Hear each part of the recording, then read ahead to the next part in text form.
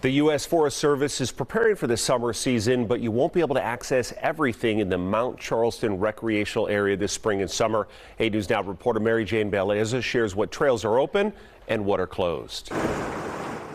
Tropical Storm Hillary heavily damaged the town of Mount Charleston, trails and trees in August, and the cleanup is ongoing. What people knew coming up here before the tropical storm, that trail, you cannot recognize it anymore. Randy Keyes is the acting area manager. He says popular trails like Bristlecone, Cathedral Rock, and Mary Jane Falls will remain closed until they rebuild. We want to have a trail that's going to be there in the long term.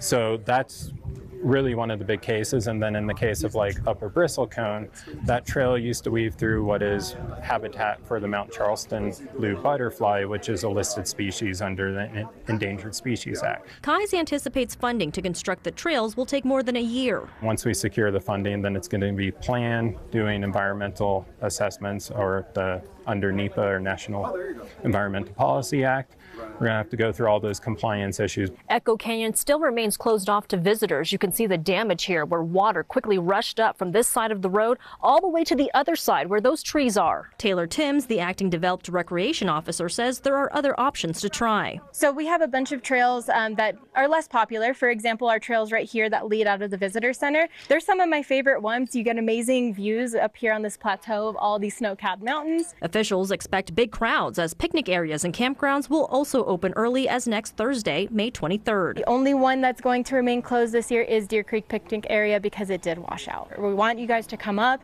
and enjoy your national lands. We just recommend you do it safely. If you're looking to camp in Mount Charleston for Memorial Day, officers recommend arriving no later than May 23rd.